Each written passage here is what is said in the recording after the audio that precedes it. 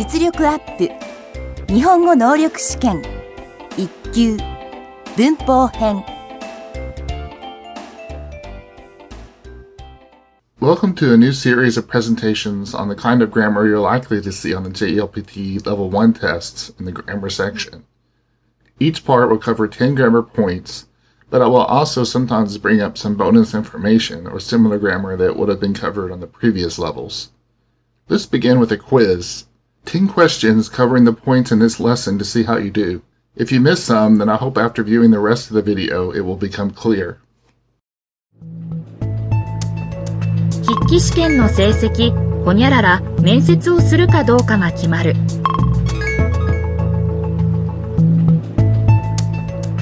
筆記試験の成績、ほにゃらら、面接をするかどうかが決まる。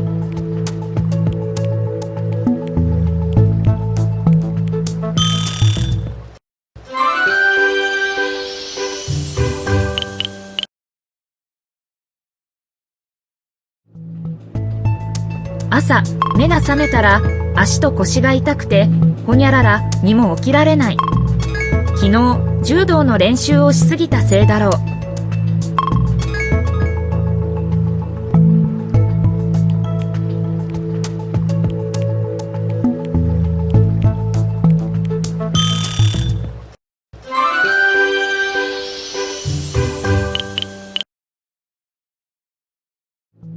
学生ほにゃらら、大学ですから学生のためを第一に考えることは当然です。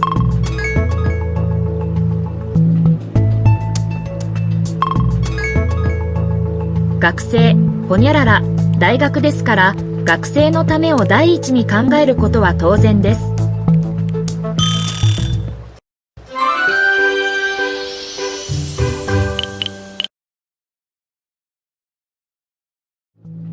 富士山にも登るほど元気だった母、その母に突然死なれて悲しい、ほにゃらら。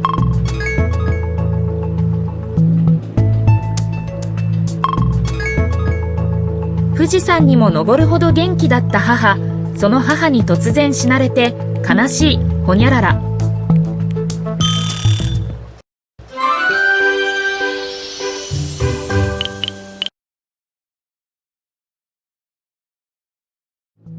お見舞い、ほにゃらら、入院中の先生に就職の報告をしてきた。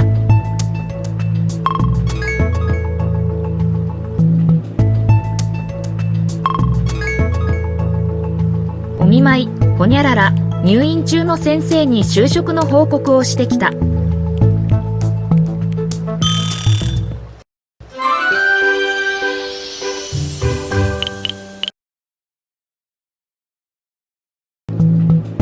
毎週の避難訓練は天候のいかんにほにゃらら行われる。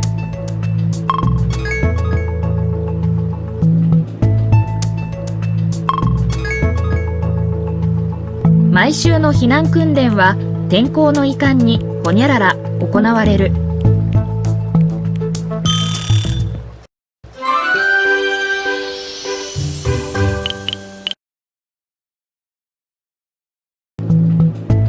犬の散歩がてら、ほにゃらら。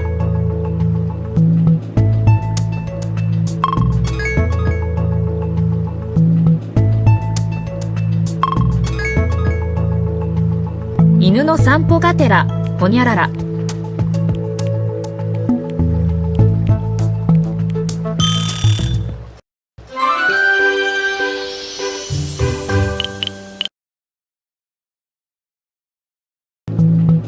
今度のプロジェクトで失敗した、ほにゃらら、信頼回復は難しくなる。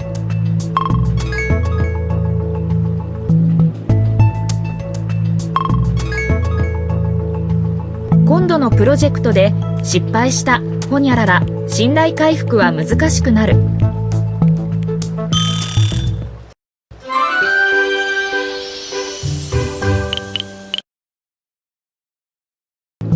寄付をほにゃららがするまいが個人の自由である。義務ではない。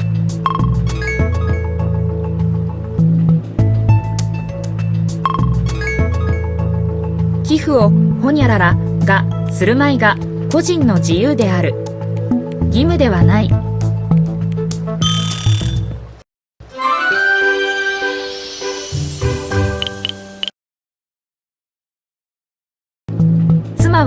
ほにゃらら、かたわら、心理学の勉強も続けている。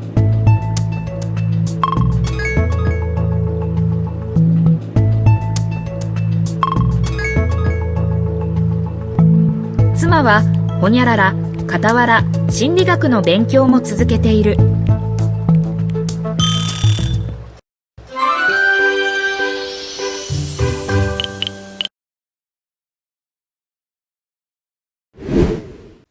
1、あっての。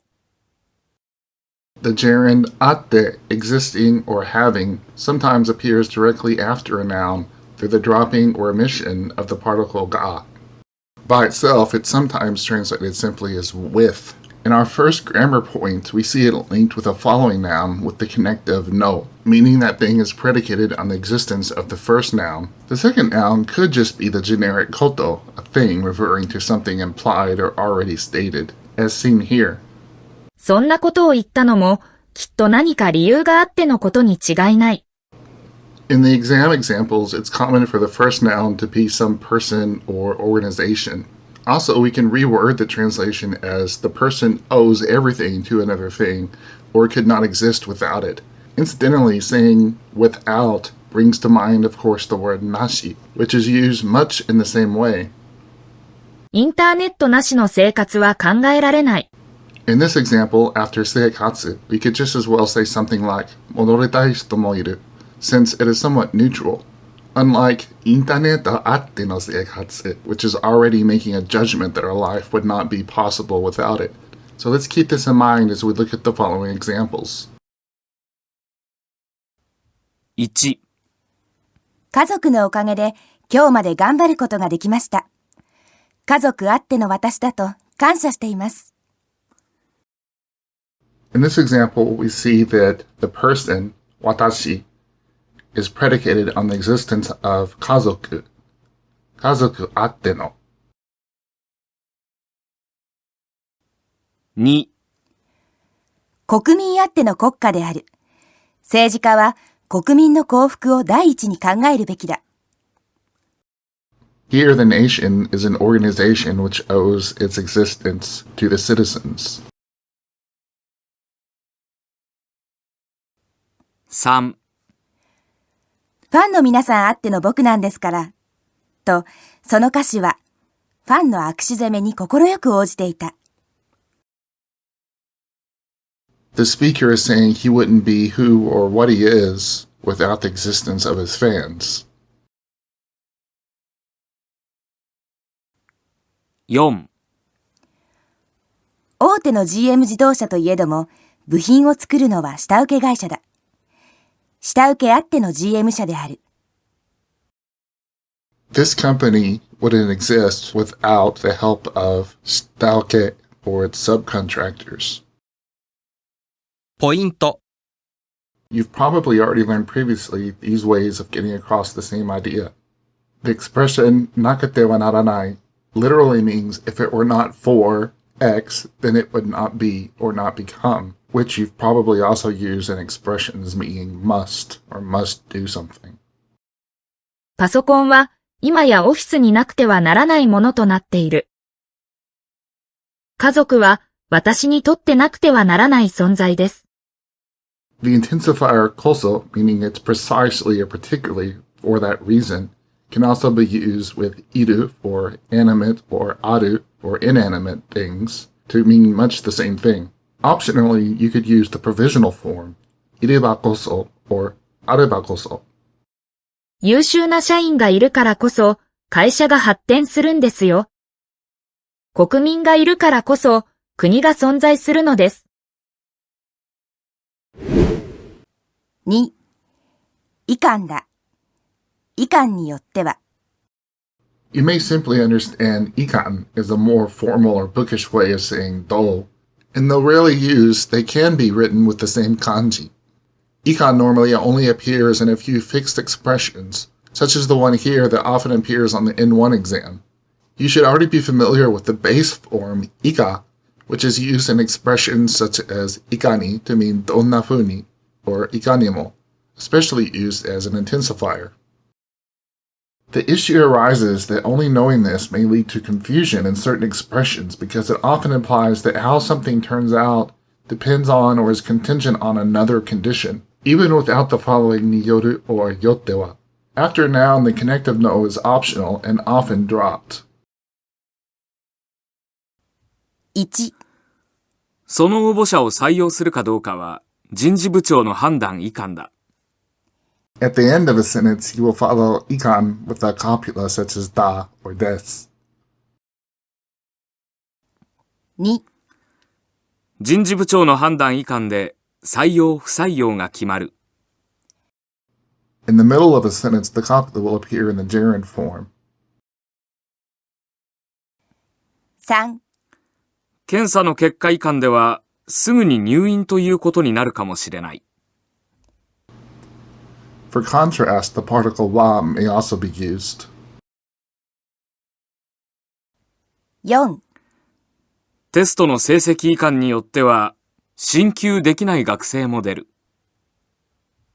Optionally, niyotte or niyotte wa makes the meaning of depending on explicit. ポイント。 At the N2 level, you no doubt learn shidai. It has a basic meaning of the order of things or the way things happen, such as the circumstances. You could also use it in this expression, shidai ni yotte wa, according to the circumstances. But after noun, it can have much the same meaning as ikan ni yoru. 車が欲しいが、帰るかどうかは父の機嫌次第だ。成功するかどうかは君の努力次第です。社長の判断次第で社員の採用、不採用が決まる。Also, don't forget nikakaru, that word that has so many different senses and uses. But in this case, it's not unlike the way we also use hang in English when we say something like, everything is hanging on his decision. ボーナスが出るかどうかは景気の良し悪しにかかっている。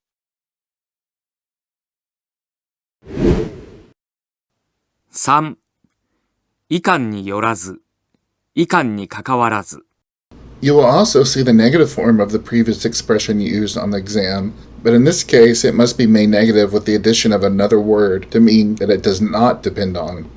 Usually in this formal expression, the z alternate negative infinitive is used rather than naide. 1、一度納めた入学金は理由のいかんによらず返金されない。So, liyu no ikan ni yorazu, no matter what the reason, regardless of the reason. Despite the translation here, I think henkin sarenai is the polite passive. We will not refund your money. 2、オリンピックは勝敗のいかんによらず参加することに意義がある。Shohai no ikan ni yorazu, regardless of whether you win or lose. These kind of opposite words, shohai, where you have victory and defeat, are taken together to mean the outcome of a match or game. 3、試験の結果いかんにかかわらず必ず私に連絡してください。Kekkai ikan ni kakawarazu, no matter what the results of the test are. 4、賞味期限のある食品類は開封、未開封のいかんにかかわらず返品対象外となります。ポイント。 A common way to say this in kuraketa kaiwa, or relaxed or casual conversation, is simply to use the word kankei nai, or kankei naku, without relation or connection to. オリンピックは勝敗に関係ない。参加することに意義があるんだ。結果に関係なく、私の方に必ず連絡してね。4、うが、まいが、うと、まいと。In these patterns where we have something u, we mean simply that the volitional or intensive form should be used. In this case, shioga or ikoga, etc. This expression applies when you have the same verb repeated, the second time in the negative form, to mean whether the action happens or not, regardless of whether one does it or not, etc. The difference here is that where you might expect to see ka after the volitional form, we instead see ga, which is known as the literary tentative form. Along with this are forms such as nakaro instead of naidaro. The use of ga here means much the same as temo. In other words, it matters not whether it is A or B. Another interesting fact here is the use of mai in this literary tentative to make the preceding verb negative. It's said to be derived from the add-on majiki, which we'll cover in a later lesson. Though it is mostly attached to the imperfective form of a verb, some verbs traditionally only appear in the stem form, such as shimai instead of surumai to mean probably does not. Adamai is probably the most common use of it with other verbs, and is used to replace naidaro. Here are a few examples. 行くまいとしました。多分そうではあるまい。この文では今日は振る舞い。1、父はどんなに遅く帰ろうが寝る前に必ず日記を書く。This is an example used with donani to mean however much or however many, without being followed by the negative form. 2、結婚しようがしまいが本人の自由です。それは本人が自分で決める問題でしょう。This is the literary equivalent of how we might say するかしないか or してもしなくても。3、君がそこへ行こうと行くまいと私には関係のないことだ。Instead of ga, the quotative particle to can be used in these expressions. And though it is paired with the negative form here, the expressions with to, like ga, can also appear unpaired, equivalent to the colloquial temo. ポイント、 Though it's not always obvious, I've seen another difference between shioka, is that it could have a nuance of which one of the two options are better. 医者はその危険な手術をしようか、するまいか、数日間悩んだ。留学しようか、するまいか、ずいぶん迷ったが、やっぱり留学することにした。Remember the similar expression nitsuke, used on pairs of verbs from level 2, but is also fairly formal. Although we won't cover it until a later lesson, the expression ka inaka after the dictionary form of a verb is also very similar, where ina means not. うまくいくにつけ、いかないにつけ。スラングを使うか否かは、And of course, in everyday speech, we have the common forms such as temo, kadoka, or the volitional form in the form of a question followed by various verbs such as thinking, considering, worrying, etc., to mean whether or if one should do something. どんなにいかに遅く帰っても、行くべきかどうか、買おうか迷っています。5、うにも、ない。In this pattern, you will use the volitional form of a verb followed by the same verb in the negative potential form. 倒そうにも倒さない。しようにもできない。It's something you want to do, but there's something preventing you from doing it, such as the door not opening because it's locked. Or oftentimes it's just because you're limited by your own ability or will. It could also be translated as, even if you tried to, you couldn't. Or you just can't do it at all. 1、倒れた木に妨害されて、車は通ろうにも通れない。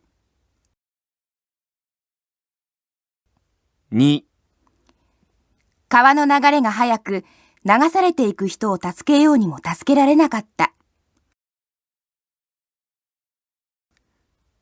3、この本は難しすぎて、読もうにも読めない。4、大雪で新幹線が止まってしまい、帰ろうにも帰れなかった。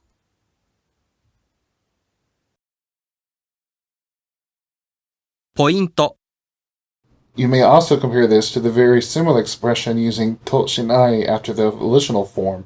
It can be used to criticize someone who doesn't even try or attempt to do something. Or in the case of inanimate objects, such as this example, it means it doesn't even start to open or won't open at all. このドア、いくら押しても開こうとしない。鍵がかかっているようだ。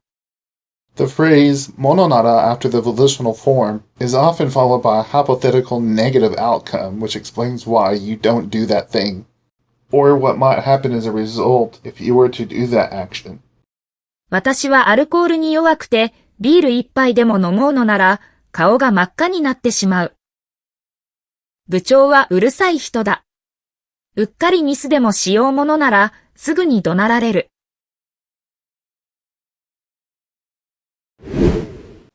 6. かぎりだ。 By now, you probably know many ways to use kagiru in special expressions, besides, of course, its literal use to be limited to. If you see a choice of words after an adjective dealing with an emotion and the situation calls for it to be in an intensifier, such as extremely or to an ultimate degree, then kagiri plus the copula is probably the right answer. 1. 学生時代の仲間がみんな集まるなんて嬉しい限りです。2. 10日間で1割の利子を取るとは悪どい限りだ。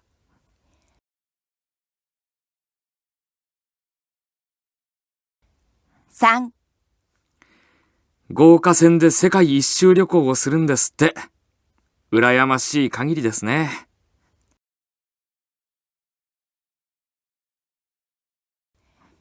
4.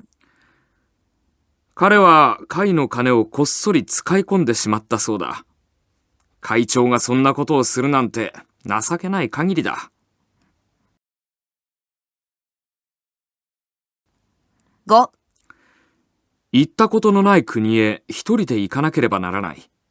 心細い限りだが、仕事なので行かざるを得ない。ポイント。Another somewhat formal way to mean the height of, but is generally linked to nouns with the connective no, is kiwami. 悲哀の極み。カレーの極み。There are so many ways to say very, both colloquially and more formally, that it's a good way to put variation in your language. Here are some to review.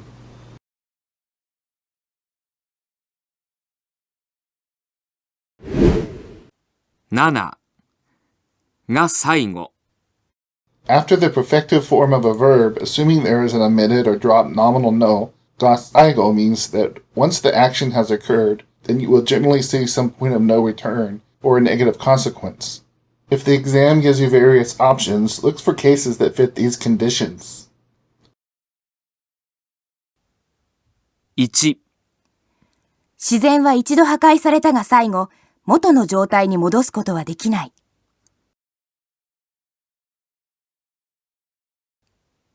2. 部長は映画の話を始めたが最後、止まらないよ。週に1本は見るらしいからね。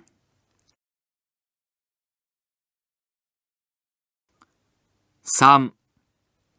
彼は飲み出したが最後、一晩中飲み続けるから、酒は飲ませないこと。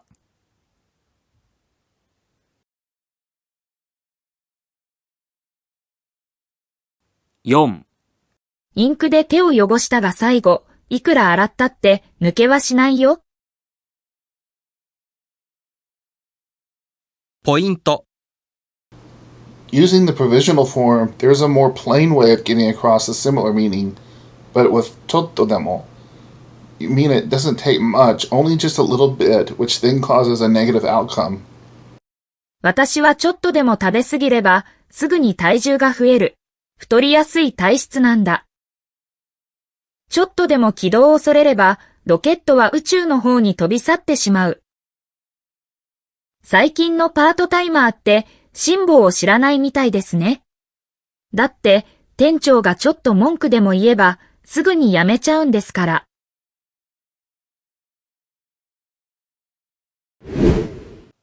8. かたがた。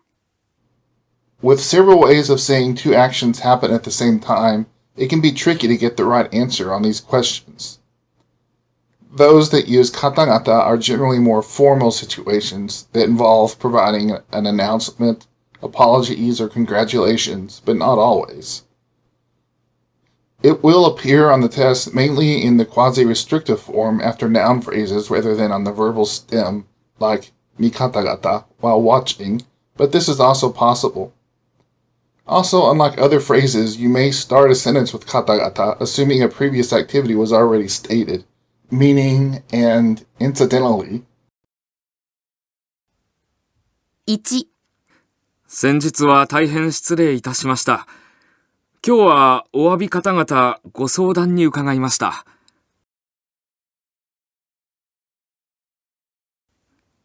2、来春結婚する孫が結婚の報告方々婚約者を連れてやってきた。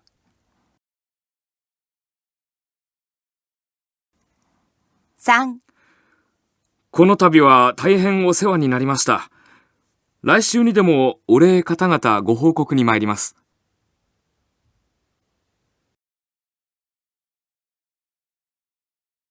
4、孫の顔を見方々、遊びに行くつもりです。ポイント。The verb 重ねる put one thing on top of another could have a similar meaning if the activity noun is the direct object. Remember also the level 2 phrase ついでに, which can mean to do something incidentally, but is for much more mundane things and more commonly used in everyday speech. 仕事を重ねて東京見物に行く予定がある。買い物のついでに本屋に寄って新刊書を見た。先週、出張で名古屋へ行ったついでに、いとこの家を訪ねた。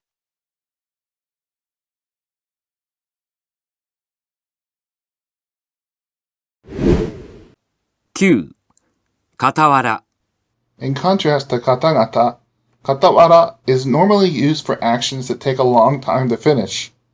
In other words, it is not used for chatting on the phone while cooking dinner, but more for studying a language while working part-time or something like that. Grammatically, it is different as well, because it occurs directly after the verb, usually in the imperfective form, or a noun linked with particle no. 1、妹は会社に勤める傍ら、夜は専門学校で英語を勉強しています。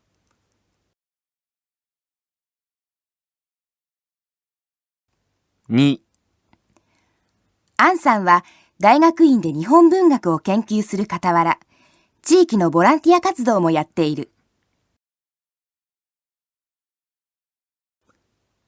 3、MS 企画は本来の広告業務の傍ら、新たにレジャー産業への進出を計画している。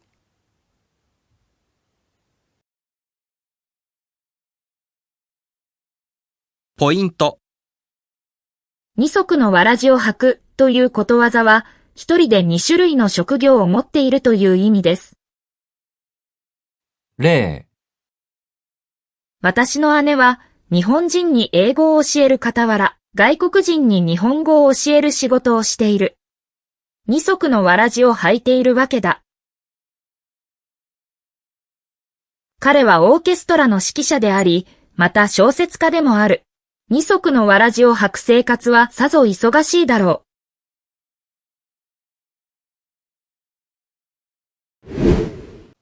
10、がてら。Gatera is added directly to nouns or verbal stems, like, for example, doshi would be. It means to do one thing along with another, or by way of. The difference is you would use it on activities that can be finished quickly and done in the same location, such as taking a walk while gazing at the moon, stopping by for a visit and returning something you borrowed, or seeing someone off and getting some fresh air, etc. 1、散歩がてら皇居前広場を通って東京駅から電車に乗ろうよ。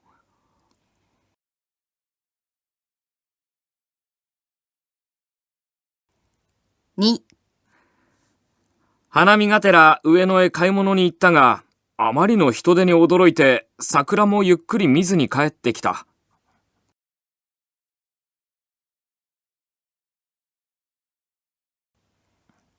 3、ドライブがてら道順を覚えたらどうですか？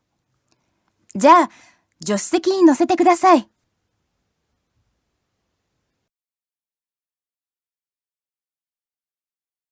ポイント、 The verb かっこつける means to use something as an excuse, but it's almost always used in a gerund form where the thing used as an excuse is marked with an E. For example, 風にかっこつけて. Using a cold as an excuse, you may skip a meeting or something. 忙しさにかっこつけて. Using the fact that you're busy as an excuse, maybe you don't return a phone call. Or, in general, とにかく何かにかっこつけて, using anything as an excuse at all to do something. 社長は視察にかこつけて海外へ遊びに行くことが多い。彼女はおじさんの病気見舞いにかこつけて昨日から故郷の実家へ帰っている。